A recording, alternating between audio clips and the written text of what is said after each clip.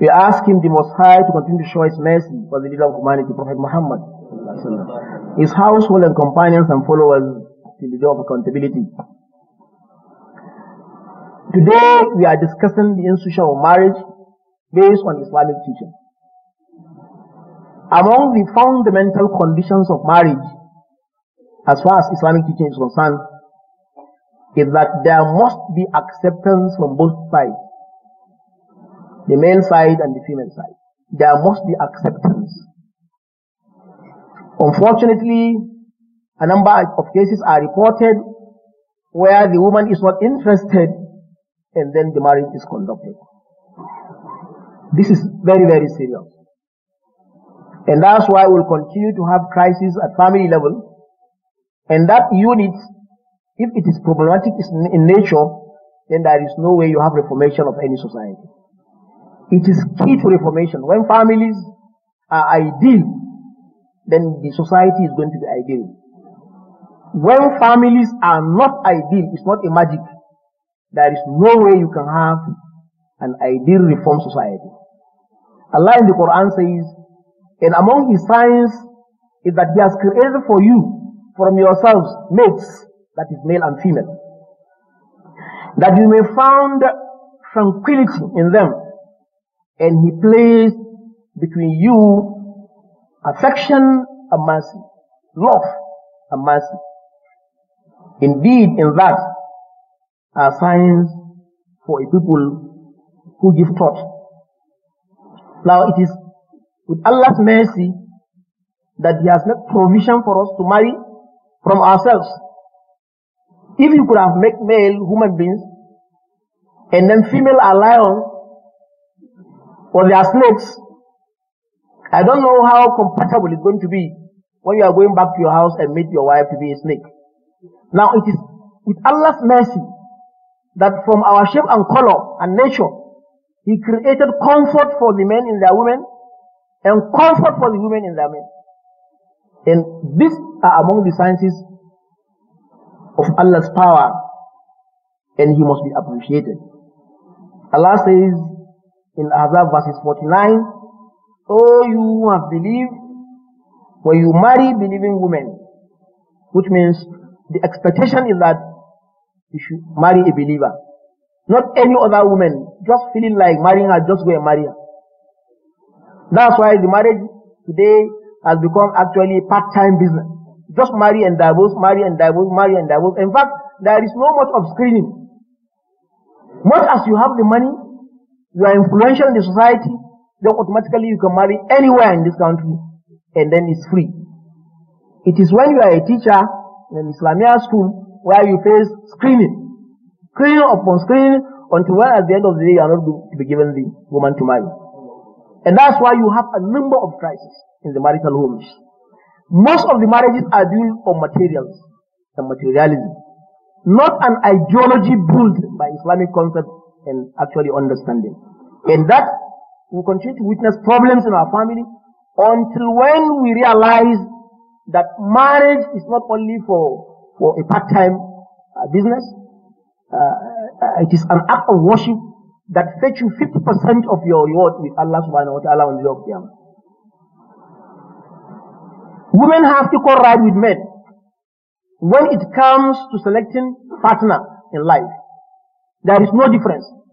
The way a man will select the wife he wants to marry, that's how Islam has allowed a woman also to be given chance to marry whom she wants to marry, guided by her guidance and her parents. The hadith of Rasulullah sallam that marriage is being done based on 4 things: beauty, nobleness of the family, wealth, and religion. Rasulullah sallam said, "I advise you to marry a religious one, not to build your marriage on beauty only, on wealth only, on nobility of the family of the woman only. Build your marriage on ideological understanding of Islam, so that you earn peace here and of course on the day of judgment." And here also is condemned in Islamic teaching, the marriage of legalization. You know, if you marry a woman and then you divorce her on 3 different occasions, on 3 different occasions.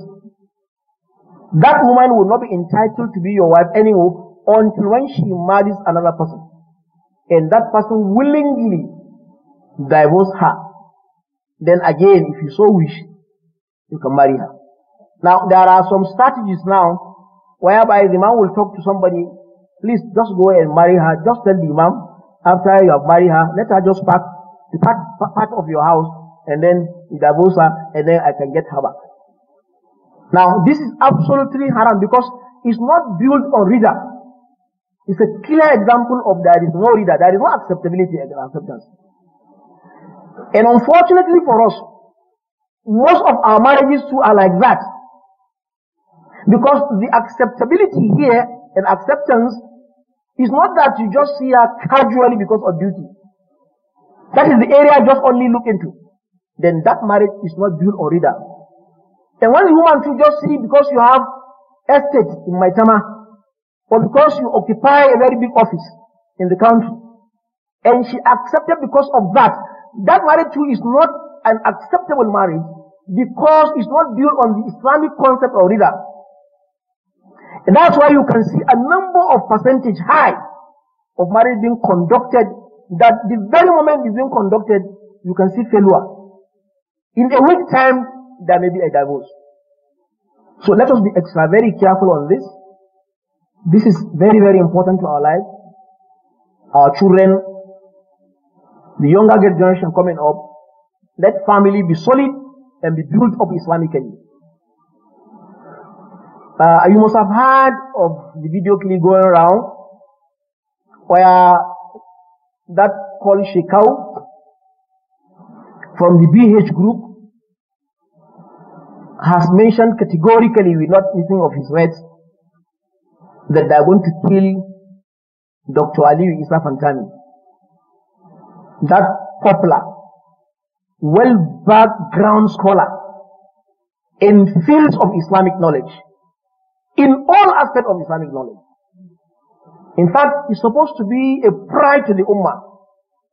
For the first time in few years back, that we have somebody who will occupy the position of being a minister and still continue to present himself as a scholar in teaching, in tafsir, in so many Islamic activities which actually have never been known as far as just yet back in this country is concerned.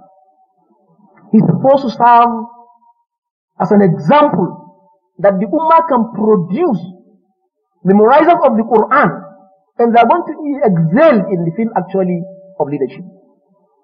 A young man like him, somebody somewhere, criminal, very big criminal for that matter.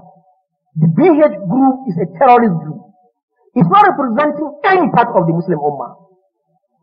And a case study of the Auno, which is few days back,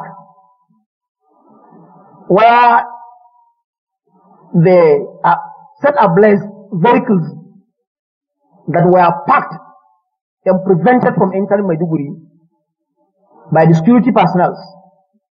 Unfortunately, which investigation is still on, we pray we are going to hear the results out in the so that Nigerians will know what happened in Auno. But the reality is that individuals living were set ablaze by so-called BH, to the extent that a woman is burning in the fire, backing her baby because of the sympathy. She threw the baby out of the car so that she will save the life of that innocent baby. But this criminal returned back the child into the fire, and he died. The number you are reading in papers is not true, with no apology. Loss that were alive in Auno are uncountable. In fact, you can't account for it, because some are born to the level of they cannot be recognized. At the very moment this is happening, you are announcing out that you killed Jafar and you are going to kill Fantani. Government should be more committed on this issue. We are now advancing in technology, whereby long as you can call with your mobile phone authorities can detect where you are falling from. These people are not 10, are not 20. Their number is big. They are eating and drinking. They are surviving. There is no way the security apparatus will not know their points of existence. There is no way. You can't tell an ordinary person that you don't know where they are. That must be a joke. A clear joke. And for Nigerian security personnel who are excelling in anywhere in the globe, no matter how dangerous the activity is, you can't tell us that in this country you cannot curtail the excesses of the DH. It is becoming too much and too much. It has reached a level whereby they can point at whom they like, clearly, without fearing. And I think here, government should take steps that are very relevant, that will convince Nigerians that really they are the ones we know who are in control and are still in control. We pray Allah Tabaraka wa Ta'ala to guide all of us, to save us from crises and calamities. The point blank is that no individual can seize your life long as it's not Allah who created the life. It's a clear joke that you claim you can seize the life of a person. Even in Jahiliyyah before Islam, the Arab with consensus believed that if you kill a person, why that you are patient not to kill him, you could have died at that spot. Nobody should threaten you of killing. You will die at appointed time. May Allah seize our lives as good Muslims.